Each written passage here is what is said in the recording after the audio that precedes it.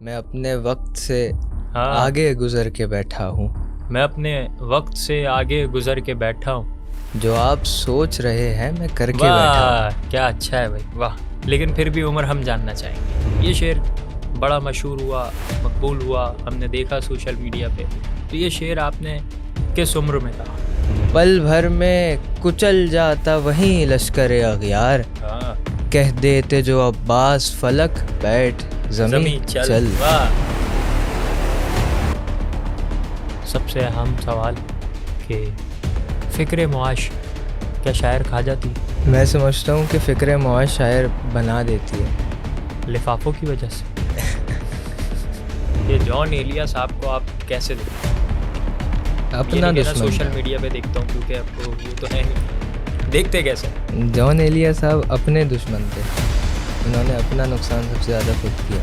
खुद को तबाह कर लिया। हैदर सुखन हमारा है रश के सुखन वरा।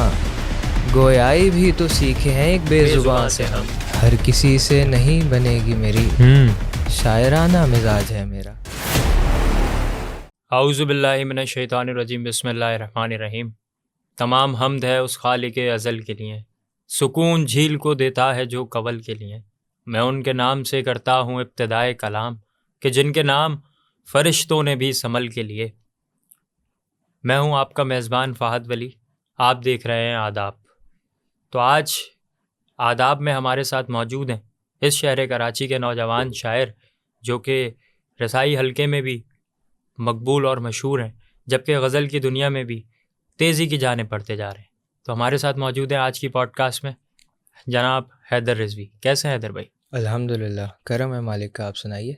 हम भी अल्हम्दुलिल्लाह बहुत ठीक, बहुत अच्छे। तो हैदर भाई, सबसे पहले तो हम आपकी उम्र जानना चाहेंगे। क्या आपकी उम्र कितनी है? उम्र में क्या रखा है? हम्म बात यह है कि मुझे एक अपना शेर याद आ गया। मैं अपने वक्त से हाँ, आगे गुजर के बैठा हूँ। मैं अपने वक्त से आगे गुजर के बैठा हूँ। जो आप सोच रहे हैं मैं करके बैठा हूँ। वाह क्या अच्छा है भाई, वाह। लेकिन फिर भी उम्र हम जानना चाहेंगे कि कितनी कम उम्र से आप शेर कह रहे हैं, और आपकी अभी मौजूदा उम्र कितनी? मेरी मौजूदा उम्र इस वक्त 21 बरस है। हम्म और जब तक ये पॉडकास्ट रिलीज़ होगा मेरे ख्याल से मैं 22 का हो चुका हूँगा। मतलब आप अगले महीने 22 के होने जा जी। रहे हैं। अच्छा, ठीक है। तो हैदर भाई, कहीं ये बच्ची उलट दे ना जाके तख्ते यजीद, छुड़ा लिया है सकीना ने हाथ ज़ैनब से। ये शेर बड़ा मशहूर हुआ, मकबूल हुआ, हमने देखा सोशल मीडिया पे। तो ये शेर आपने किस उम्र में कहा? उस वक्त गालिबन मेरी उम्र होगी 18 या 19 साल। हम्म ये पहली शाबान को तरही जश्न होता है हम्म जनाबे ज़ैनब की ज़हूर के सिलसिले में। अच्छा, तो उसमें ये तरही कलाम में से एक शेर था, ये छुड़ा लिया है सकीना ने हाथ ज़ैनब से। तो ये पूरा कलाम, इसके 2-3 शेर। मैं सुना देता हूँ। हम्म थी शर्मसार ये कुल कायनात ज़ैनब से, सुभान अल्लाह। माफ़ी मांगने आई फुरात ज़ैनब वाह, से। वो आके मुंतक़िम करबला पहोगी ख़त्म, क्या कहने, कभी शुरू हुई थी जो बात ज़ैनब से। क्या कहने, सुभान अल्लाह। अली की बेटी के खुतबे में वो फसाहत है हाँ, कि भीख मांगते हैं सब लुगात क्या ज़ैनब कहने, से। क्या कहने। कहीं ये बच्ची उलट दे न जाके तख्ते यजीद, हाँ, छुड़ा लिया है सकीना ने हाथ हाथ ज़ैनब ज़ैनब से। से, क्या कहने, सुभान अल्लाह। कुछ अशार याद है मुझे। अच्छा, तो रसाई अदब में हम देखते हैं कि आप तरई मुशायरों में भी आपका महफ़िलों में जाना, और इसके अलावा गज़ल की दुनिया में भी कदम रख लेना। तो ये आप कैसे मवाजना करेंगे इसका? देखिए, शायरी तो शायरी होती है, हम्म असनाफ़ सुखन है। सब सबका अपना अपना किरदार होता है। और ये शायर की अपनी मशक होती है कि वो अपने आप को हर सिन्फ में तोलता है। हम्म गज़ल एक ऐसी सिन्फ है कि जिससे कोई शायर बच नहीं सकता। हम्म गज़ल तरबियत गाह होती है शायर की। अच्छा, सो गज़ल मैं ज़ाती तौर पे किस लिए कहता हूँ, अपनी मशक के लिए कहता हूँ। असल जो जिम्मेदारी है वो तो रसाई अदब में है। सही। गज़ल तो सिर्फ मश्क होती है, कह ली तो कह ली। लेकिन हम देखते हैं कि रसाई अदब में ऐसे और भी शौरा हैं जो अब एक मुकाम पा चुके हैं, लेकिन वो गज़ल से पीछे हटते हैं, भागते हैं, गज़ल सुनाना पसंद नहीं करते, गज़ल कह तो लेते हैं, शायद बताना पसंद नहीं जी करते। जी तो बिल्कुल। इसकी क्या वजह?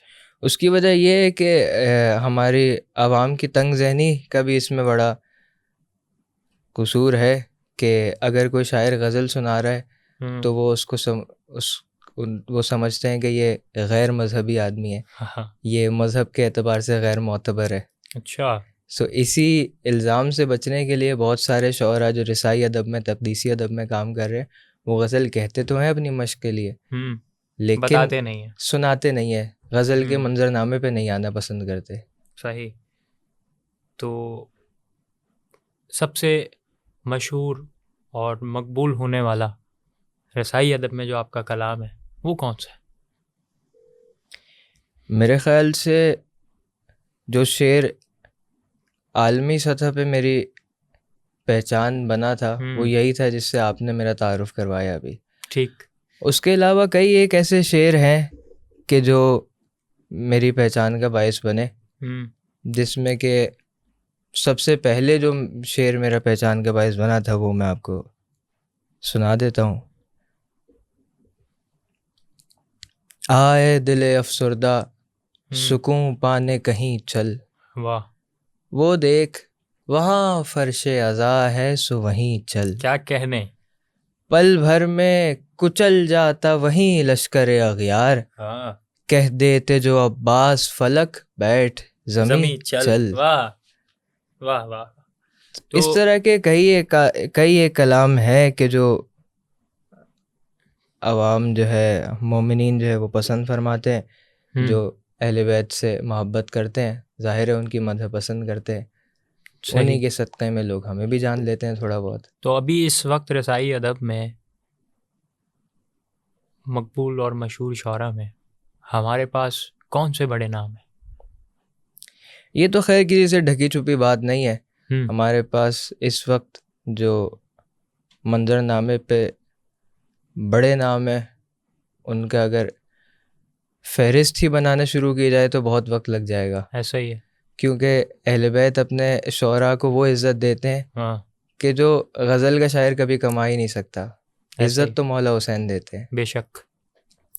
तो इनमें कई एक ऐसे शायर हैं, अगर सिर्फ मौजूदा दौर के भी शौरा की बात की जाए तो हम शुरू करें अगर तो मीर अहमद नवेद साहब हैं, आरिफ इमाम साहब हैं, मीर तकल्लुम साहब है, हसनैन अकबर साहब हैं, और इस तरह के बेतहाशा नाम है कि शायद मैं इस वक्त फहरिस्त तैयार कर भी नहीं सकता। हाँ, ऐसा ही है। तो जनाब डॉक्टर रेहान आज़मी के बारे में आपके बड़े रवाबित रहे हैं, मेरे ख्याल से आपका अभी भी मौजूदा उनके फ़र्जंद के साथ उठना बैठना, मुशायरों में जाना, महफ़िलों में जाना। तो डॉक्टर रेहान आज़मी के बारे में कुछ जानना चाहेंगे? डॉक्टर रेहान आज़मी मेरी नज़र में मौला हुसैन का मौजज़ा है।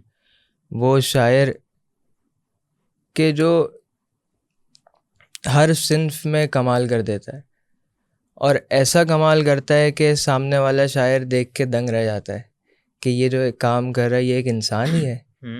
जिस फुर्ती से वो कलाम कहते थे, ऐसा लगता था कि जैसे आज के दौर में बात समझना ज़्यादा आसान हो कि जैसे AI से आप कलाम लिखवा रहे हैं। हाँ, कितने एहसान फरोशों का भरम तोड़ दिया, देखे खैरात सुखन हमने कलम तोड़ दिया।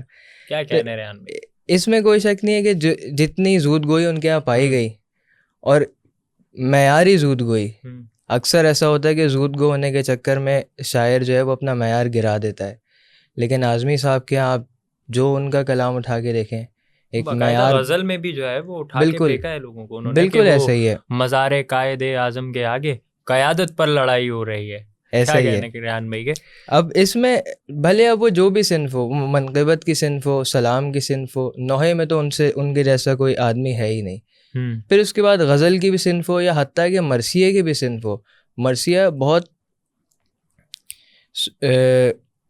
सोफिस्टिकेटेड शौरा का काम होता है मरसिया कहना, लेकिन एक ऐसा शायर जो कि आवाम में इतना मकबूल है, उसके 100 तरह की मसरूफियात है रोज़ की, वो मरसिया कह रहा है और वो भी मरसिया ऐसा कह रहा है कि उस जैसा किसी ने नहीं कहा। ऐसे अच्छा, एक और ख़ास बात, ये बड़ा मशहूर वाक़या है, मेरे ख्याल से शायद अक्सर बेशतर मोमिनीन ने सुना हो, लेकिन मैं और भी जो हमारे नाजरीन हैं उनको बताने के लिए, वैसे तो अरसलान ने आना ही है पॉडकास्ट में, अरसलान से भी बहुत सारी चीज़ें जानेंगे डॉक्टर साहब के बारे में, लेकिन वो एक लुकनत के ऊपर एक उनका बड़ा मशहूर वाक़या और उनका मशहूर शेर है, वो ज़रा वाक़या बता दें। आज़मी साहब के बोलने में लुकनत रहती थी। अक्सर आज भी उनके जो लोग अगर उस वक्त नहीं सुन सके तो आज भी उनकी इंटरव्यूज़ वगैरह मौजूद है, इसमें बोलते हुए वो लुकनत थी।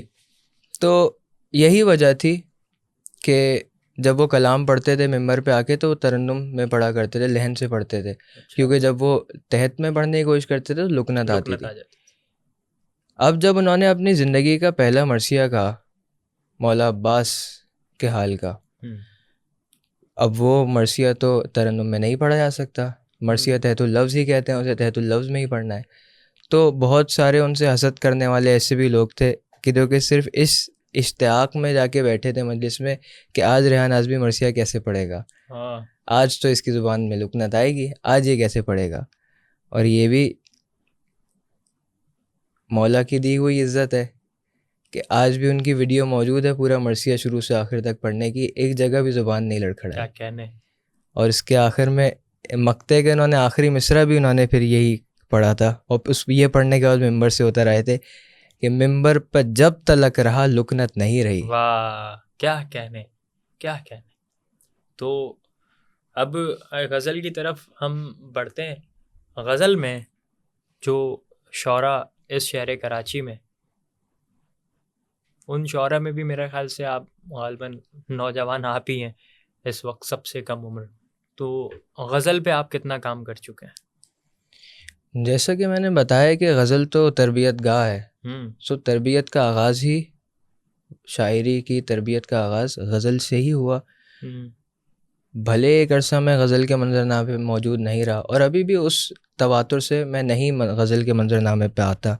मुशायरे पढ़े आपने? मुशायरे पढ़े हैं। ये तो अजीब ही बात रहेगी, कहेंगे देखने वाले यार साथी तो होते हैं ये लोग मुशायरों में लेकिन फिर भी वैसे मुझसे हटके, मेरे साथ हटके कोई और मुशायरे जो पढ़े हो आपने? बिल्कुल, मुशायरों का सिलसिला इसी तरह से रहता है कि अक्सर नशिस्तों में तो रहता ही है सिलसिला, लाइब्रेरीज़ में इस तरह की जगहों पे कोई मेहमान बाहर से आता है तो मुशायरे का इनकाद होना। उसके अलावा यूनिवर्सिटीज़ में तो आप साथ रहते हैं, जितनी भी यूनिवर्सिटीज़ में हमारा जाना होता है। ये भी एक अलमिया है कराची का कि यहाँ पे जो हक़ है मुशायरा होने का वो नज़र नहीं आता हमें। अच्छा। अगर मैं अपने वालिद साहब से किस्से सुनता था मुशायरों के तो वो कहते थे कि भाई नेशनल स्टेडियम भरा होता था, हम वहाँ जाते थे, बड़े बड़े स्पॉन्सर्स आते थे, उनके तवस्सुल से जो है मुशायरे मुनक़िद होते थे और लोग बड़ी तादाद में सुनने आया करते थे। लेकिन फिर खैर अब इस पर क्या ही बात की जाए, ये किन चीज़ों की नज़र हो गई ये सारी रौनक कराची शहर की। अब वो उस मयार के मुशायरे तो हमें नज़र नहीं आते, लेकिन बहरहाल कोशिश यही है कि जो कुछ बचे हैं उसमें भी हम अपना किरदार अदा करते रहें ताकि तो ये बची कुछ तहज़ीब भी ना मर जाए। तहज़ीब के हवाले से ही बात हो रही है, मतलब तहज़ीब हाफ़ी नहीं, मैं तहज़ीब के हवाले से ही बात करूँगा। आपने जो बात की ना कि नेशनल स्टेडियम भरे रहते थे, तो उस वक्त के सामीन भी जो है ना वो सुखन फ़हम हुआ करते थे, सुखन शनास हुआ करते थे, अदब से लगाव होता था, उनको शेर सुनने की तमीज़ होती थी। अब आजकल के जो सामीन है, मैं ये समझता हूँ कि उनको काफ़ियाबंदी पसंद है, उनको नागिन से डसने वाली बात पसंद आएगी, उनको चांद से, वैसे शायर तो अपनी बात मुकम्मल कर देता है शेर में, लेकिन आपका मेरा तजुर्बा अपना ख़ुद का भी रहा है, यही है कि मुझे नहीं लगता कि आज के जो सामीन हैं वो पहले वाले सामीन से मिलते जुलते होंगे, बहुत फ़र्क है। बिल्कुल ऐसा ही है। अब इसमें ये इल्ज़ाम लगा देना कि ये तनज़्ज़ुली है, मैं समझता हूँ कि ऐसा नहीं है। जिस तरह से वक्त गुज़रता जाता है आवाम की मेंटेलिटी में फ़र्क आता रहता है। अब वो आप अपने स्पेसिफिक पर्सपेक्टिव से देखेंगे तो फिर आपको कुछ फ़र्क लगेगा कि ये अच्छा है, कुछ लगेगा कि बुरा है। अब अगर हम मुशायरों की बात करते हैं आज से 30 साल पुराने और आज की, तो जहनों का बहुत फ़र्क है। अब इसमें अगर आप ये कहते हैं कि सुखन फ़हम उतने नहीं हैं, तो किस तरह से होंगे? उनकी तरबियत कौन कर रहा है? जब मुशायरे होते रहते हैं, लोग आते रहते हैं, बैठते हैं, शेर सुनते हैं, तब उनकी तरबियत होती है, मैच्योरिटी आहिस्ता आहिस्ता आती है। सही। जब एक पूरी जनरेशन आपकी मुशायरों से बिल्कुल दूर रही है, उनको आज आके बैठा दें तो उनको थोड़ी तमीज़ होगी मुशायरा शेर कैसे सुना जाता है, दात कैसी दी जाती है। वो तो फिर शायर आधा मिसरा पड़ेगा, वो उस पर इतना चीखेंगे कि वो मुकम्मल नहीं कर सकेगा। ऐसा ही। हाँ, वो वोटिंग वगैरह करते हैं। तो अभी गज़ल की दुनिया में जो इस वक्त मुल्क पाकिस्तान के शौर हैं, उनमें आपके पसंदीदा शायर कौन से?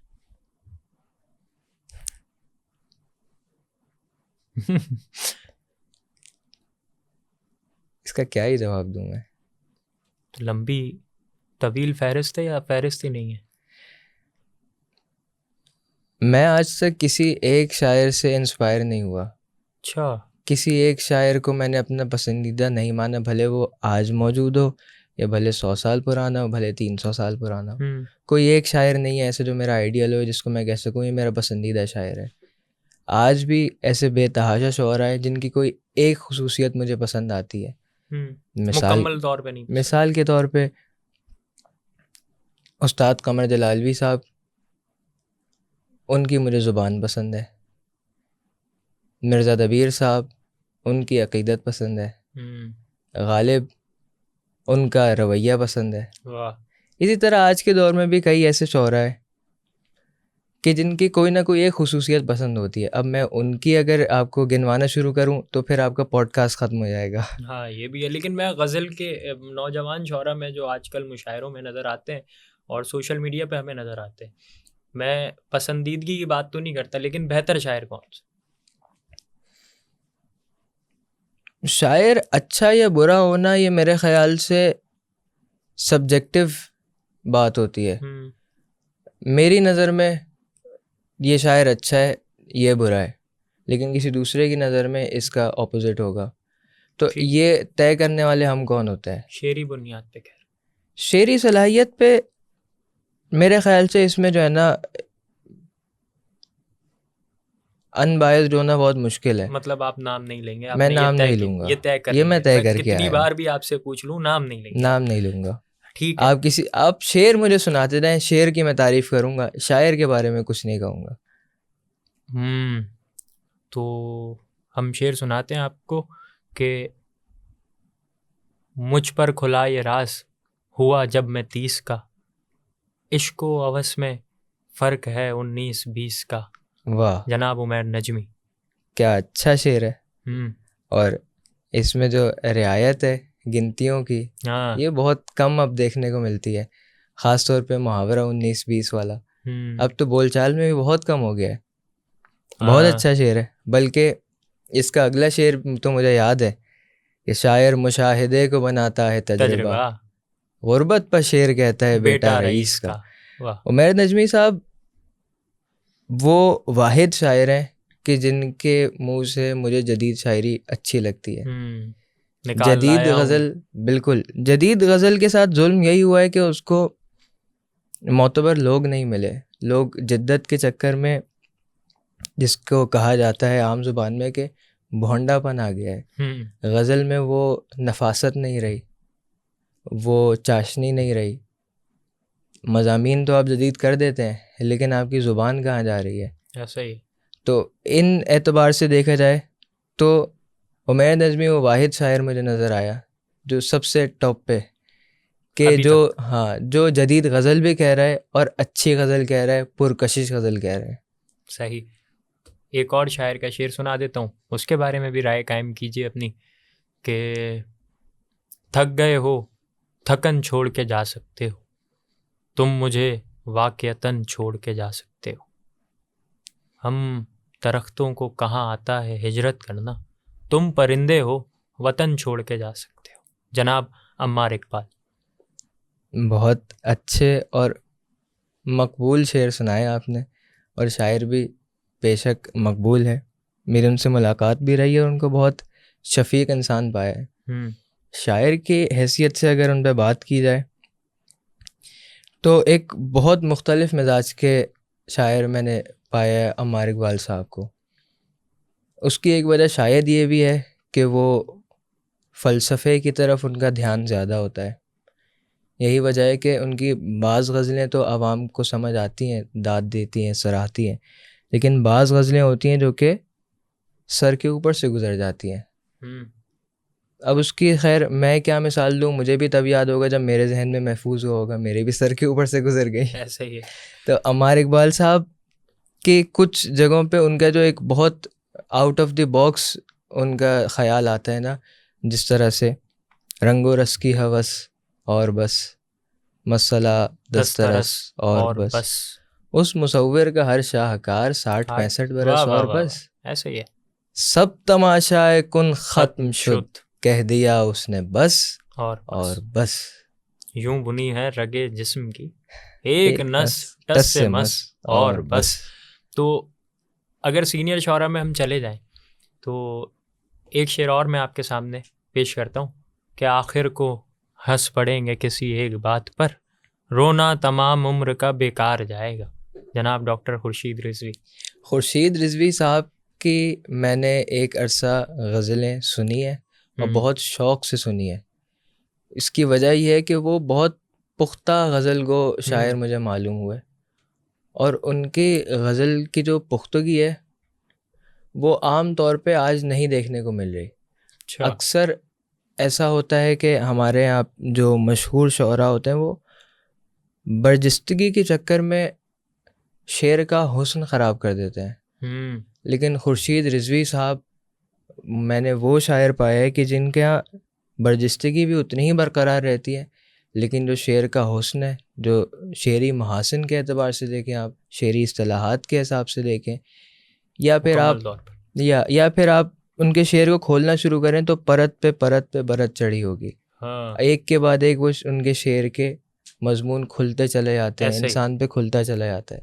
वरना जो आदमी सिर्फ एक मखसूस ऑडियंस के लिए कि भाई ये इतने लोग बैठे हैं, ये इनकी उम्र है, इनको मेरी ये बात समझ आएगी तो मैं ये शेर सुना के दाद लेके चला जाऊंगा, लेकिन उसके बाद क्या होता है, उसके बाद उस शेर में मज़ीद कुछ नहीं बचता।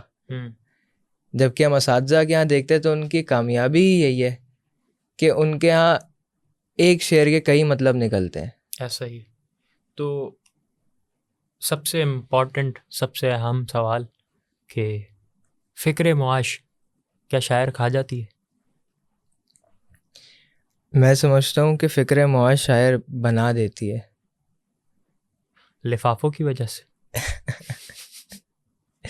इस बात पे अक्सर लोग मुझसे इख्तलाफ भी करेंगे, क्योंकि अक्सर शौरा जो हैं वो इसी मसले में घिरे रहते हैं, और फिर उनका शिकवा ये होता है कि अगर ये फ़िक्र मुआश ना होता तो मैं देखते तुम कि मैं शायरी में कितना बड़ा नाम बनाता। लेकिन मैं ये समझता हूँ कि ये जो फ़िक्र मुआश एक शायर को लाक होना, ये उसके लिए फ़ायदेमंद बात है। क्योंकि एक शायर, मैं यहाँ पे जोश मलियाबादी साहब की इंटरव्यू से कुछ बातें कोट करना चाहता हूँ। उन्होंने कहा कि बड़े शायर की निशानियों में से निशानियाँ बयान करे थे, उनमें से एक निशानी उन्होंने बयान ये की कि वो मटीरियलिस्टिक नहीं होता, उसको दुनिया से कोई लगाव नहीं होता, जिसको कहा जाता है ज़ुहद। अक्सर तो ये मजहबी हजरात के लिए इस्तेमाल होती है टर्म, लेकिन मैं समझता हूँ कि एक शायर से ज़्यादा जाहिद कोई नहीं होता, एक आलिम भी नहीं होता। तो फ़िक्र मुआश लाक होना ये शायर की क्रेडिबिलिटी होती है, उसे नहीं फ़र्क पड़ता, उसको दुनिया से मतलब नहीं है। हाँ, इसका मतलब ये नहीं कि बंदा गैर ज़िम्मेदार हो जाए, ज़िम्मेदारियाँ सब पे होती हैं, इस उम्र में मुझ पे भी बहुत है, लेकिन इस चीज़ को अपनी कमज़ोरी नहीं बनाना कभी भी। फ़िक्र मुआश है तो है, इससे मेरा आर्ट थोड़ी मर जाएगा, मेरी शेर कहने की सलाहियत थोड़ी मर जाएगी। लेकिन फिर भी एक मुशायरे में जाने के लिए और फिर उस मुशायरे को अटेंड करना, फिर वहाँ पे अपना वक्त गुजारना, और फ़िक्र मुआश इसी चीज़ों रुकावट का सबब तो बनती है मैंने देखा है बिल्कुल। बाज़ दफ़ा बहुत सारे शौरा मुशायरे गाह में पहुंच नहीं पाते। बहुत सारे मसाइल हैं। अब तो मैं छोटी छोटी बातें भी करूं कि एक कन्वेंस की भी हद तक जो है ना, वो शायर जो है वो इस कदर इस शहर कराची में बहुत परेशान है। तो यहाँ पे जो रुकावट का सबब बनती है तो फिर वो यही होती है, या तो वो कॉल करता है मेज़बान से, कहता है कि हुजूर नजराने का एहतमाम है या नहीं, ये कहना पड़ता है। जबकि मैं ये समझता हूँ कि बुलवाने वाले को पहले से ये बात सोच लेनी चाहिए कि यार सामने वाले को, जिसको शेर कहने के लिए या शेर पढ़ने के लिए बुलवा रहे हैं, कि उसको फ़िक्र माश लाहक तो नहीं है, कहीं उससे पूछ तो लें।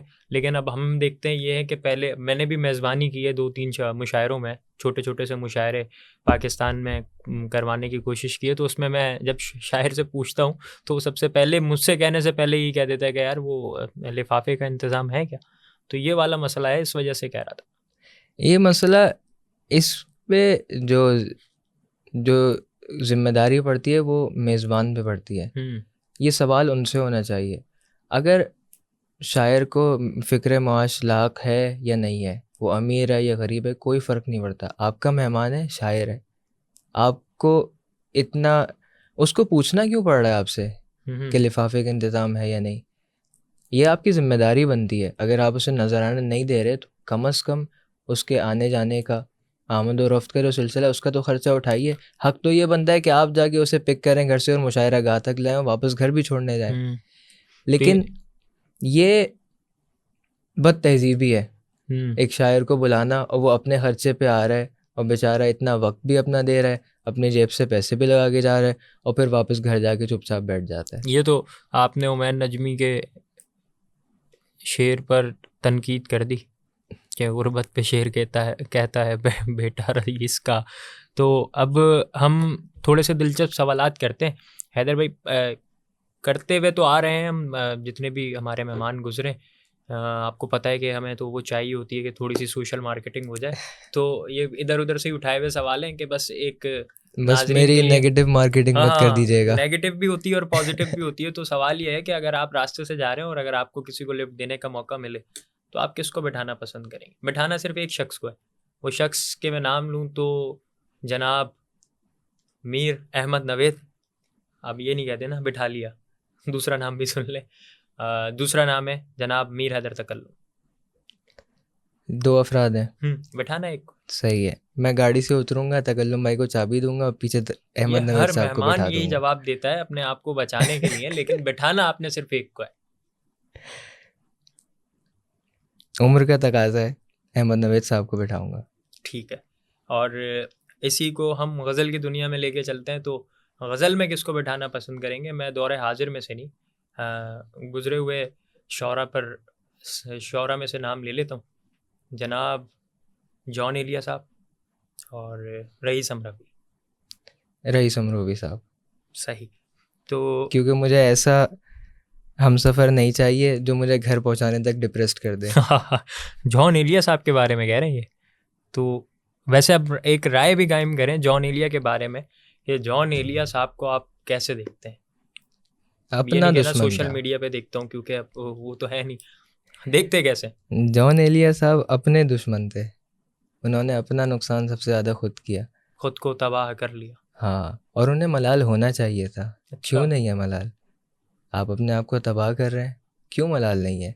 किस बात की ज़िद है? किससे दुश्मनी है जिसका बदला अपने आप से लिया जा रहा है? ये तो कहीं की कोई मंतिक नहीं है। ये तो बचकाना बात है कि अगर मैं किसी तो बचपने में तो थे जॉन एलिया। मैं हकीकत बता रहा हूँ कि उनकी शायरी पर अगर बात की जाए तो मैं ये समझता हूँ कि शायरी पे तनकीद नहीं होनी चाहिए, लेकिन आज के दौर में उस वक्त जो शौरा बैठकर जॉन एलिया को सुनकर दाद दे रहे होते थे, आज उनकी गैर मौजूदगी में उन पर तनकीद कर रहे हैं। अब मुझ समेत अहलियान कराची को या कराची में मौजूद शौरा को, बल्कि पाकिस्तान भर में या दुनिया भर में जहाँ जहाँ शौरा या अदबी लोग पाए जाते हैं, देख के बड़ी तकलीफ़ होती है कि जॉन एलिया पर जो अब जुल्म किया जा रहा है वो गलत है। हाँ, आपको शोहरत चाहिए, आप शेर कह के ले लें। आपको नक्काद बनना है तो आप फिर प्रॉपर ये काम करें। फिर आप ये ना करें कि आप किसी पे तनकीद करें और उनके जाने के बाद मुनासिब नहीं है। देखिए बात यही है कि अब अगर आप किसी मखसूस शायर की बात करें इस हवाले से, तो उसके बारे में क्या ही कहा जाए कि जो पहले जॉन एलिया साहब की दाद को अपने लिए क्रेडिट बना के खुद को ऊपर लाया और बाद में उन्हीं पे कीचड़ उछालना शुरू हो गया। और इसमें कोई शक नहीं है, ये तरीका हर इंडस्ट्री में रहा है, हमेशा से रहा है। जैसे कि हम अभी बात करने से पहले ही हमने कह दिया था नेगेटिव मार्केटिंग, तो वो वही वाली हरकत है ये, और क्या है? ये तरीका हमेशा से रहा है कि अपने से बड़े आदमी पे कीचड़ उछालो, लोग तुम्हें जान वो जाएंगे। विष्णु विराट का शेर है ना कि जुगनुओं ने शराब पी ली है, अब ये सूरज को गालियां देंगे। बिल्कुल ऐसा ही है। अब जॉन एलिया साहब पे जो तनकीद बनती है, अगर शायरी के हिसाब से बात की जाए तो हर शायर पे बनती है, कोई इससे बच नहीं सकता। लेकिन अगर बतौर शख्सियत आप उन पे तनकीद किए जा रहे हैं तो आप होते कौन है, आपको क्या हक है? इसी तरह मीर अनीस पे भी हुई तनकीद, बिल्कुल। और हमने देखा, दुख हुआ। खैर ये तो सिलसिला है। अब मैं तो समझता हूँ कि अदबी तनकीदें होनी चाहिए, लेकिन अदब के दायरे में। बाकी हम आपसे गज़ल भी सुनना चाहेंगे। गज़ल के आदमी तो आप हैं, बल्कि गज़ल के नौजवान लड़के, तो आपसे गज़ल सुनेंगे। गज़ल सुनाइएगा। मैं 4 मिसरे आपको सुनाता हूँ। इन आंसुओं की फरावानियों में रहता हूँ, इन आंसुओं की फरावानियों में रहता हूँ, मैं आग होते हुए पानियों में रहता हूँ। क्या कहने, मैं आग होते हुए पानियों में रहता हूँ, तुम इस मकान को क्या मेरा घर समझ बैठे? वाह नहीं नहीं, मैं परेशानियों में रहता हूँ। वाह भाई, क्या कहना है दर, वाह वाह वाह। एक गज़ल मुझे अभी याद आ रही है तो मैं सुना देता हूँ। बिस्मिल्लाह। चिराग भी है परेशान, रात हो गई है। क्या कहने, मुझे इजाज़त दीजिए तो मैं फ़ोन से निकाल लेता हूँ। बिल्कुल, नहीं तो गालिब की किताब से निकाल ले, ये ले। नहीं, मैं आपको वो गज़ल सुनाऊंगा जो मेरे ही नाम से पब्लिश होगी। लिख कर देते हैं किसी को? क्यों राज फाश करना चाह रहे हैं? अच्छा ठीक है। जब किसी को फिक्र मुआश होता है तो वो कुछ भी कर सकता है। वैसे एक किताब कितने में छप जानी चाहिए अगर पैसे दे के छपवाई जाए तो? किताब छपवानी क्यों है, पढ़ कौन रहा है? लेकिन उसको टाइटल तो मिल रहा है ना, मैं मुसन्निफ हूँ या मुसन्निफा हूँ एक किताब का या किताब की। तो वैसे ही पूछ रहा हूँ, रेट बताएं ना, ताकि फिर मैं बात करूँ। हो सकता है मैं कांटेक्ट नंबर भी डाल दूँ इस पॉडकास्ट में, राब्ता कर लिया जाए, आसानी होगी। जी जी जब कैमरा ऑफ हो जाएगा तब मैं आपको रेट भेज दूंगा। ठीक है। ये जान होती है बेजान, रात हो गई है। हाँ, चिराग भी है परेशान, रात हो गई है। ये दिन तो खैर गुजर ही गया मगर जाना, हाँ, तुम्हारे हिज्र के दौरान रात हो गई है। क्या कहने, मेरे ख्याल से वो काफिला चला गया है। क्या कहने, मेरे ख्याल से वो काफिला चला गया है। हुआ है गांव में ऐलान, रात हो गई है। बहुत अच्छे। ये अक्लो फहम की बेकार बातें बंद करो, ये अक्लो फहम की बेकार बातें बंद करो, खुलेगा अब मेरा विजदान, वाह, रात हो गई है। वाह वाह वाह। तुम इसकी बात न सुनना कि दिल तो पागल है। हाँ, मेरे शऊर मेरी ईमान, रात हो गई है। ये रात क्या है, किसी हिज्रजाद से पूछो। ये रात क्या है, किसी हिज्रजाद से पूछो। ये बात कहना है आसान, रात हो गई है। वाह वाह वाह। चिराग ने ये कहा, कुछ तो बोल है सूरज। क्या कहने? चिराग ने ये कहा, कुछ तो बोल है सूरज। कहाँ है अब वो तेरी शान, रात हो गई है। वाह वाह वाह। दिलम बेसूजिश आलाम खीली रोशन अस्त। दिलम बेसूजिश आलाम खीली रोशन अस्त। जरा सा भी नहीं इम्कान, रात हो गई है। बहुत शुक्रिया। क्या कहने हैदर। अच्छा, एक और आपका रसाई अदब में जो मैंने कलाम सुना आपका, कि आखिर एक वो था कि आइंदगां से आप चलें, आखिर को होंगे कर्ब बला पर ही मुत्तफिक, आइंदगां से आप चलें रफ्तेगां से हम। अगर इसके भी चंद अशार अगर आप मैं सुना बिल्कुल दे तो। सुना देता हूँ। है मावरा हुदूदे यकीनो गुमा से हम, क्या कहने। है मावरा हुदूदे यकीनो गुमा से हम, खुश हो के मिल रहे हैं गमे जावेदां से वाह हम, वाह वाह वाह।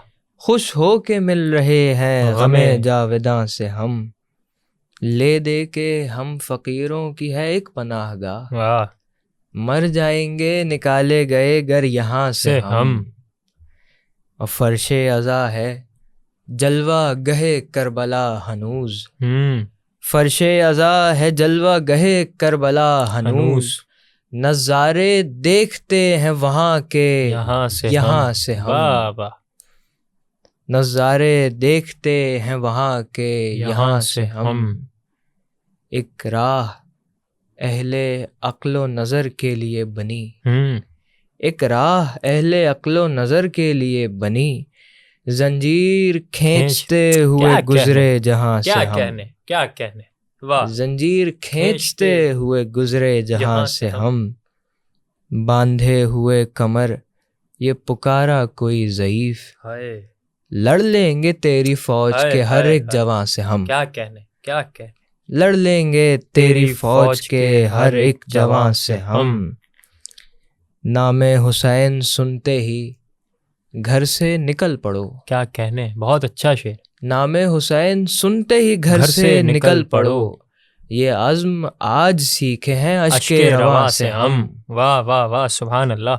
एक बात थी कोई दिले अकबर में उस घड़ी, एक बात थी कोई दिले अकबर में उस घड़ी, वो बात पूछते हैं सहर की अज़ां से हम। सुभान अल्लाह। वो बात पूछते हैं सहर की अज़ां से हम। मक्ता अर्ज़ करता हूँ। बिस्मिल्लाह। हैदर सुखन हमारा है रश्के सुखनवरा। हाँ।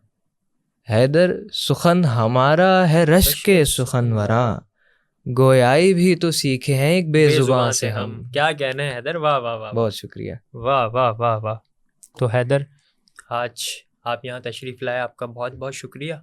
तो जाते जाते एक शेर के शायराना मिजाज है मेरा, वो आप सुनाएं और उसके बाद हम इजाज़त चाहेंगे। जी। तख्त मेरा है ताज है मेरा, वाह। जब तक उस दिल पर राज है मेरा। क्या कहने। हर किसी से नहीं बनेगी मेरी, शायराना मिजाज है मेरा। वसलाम।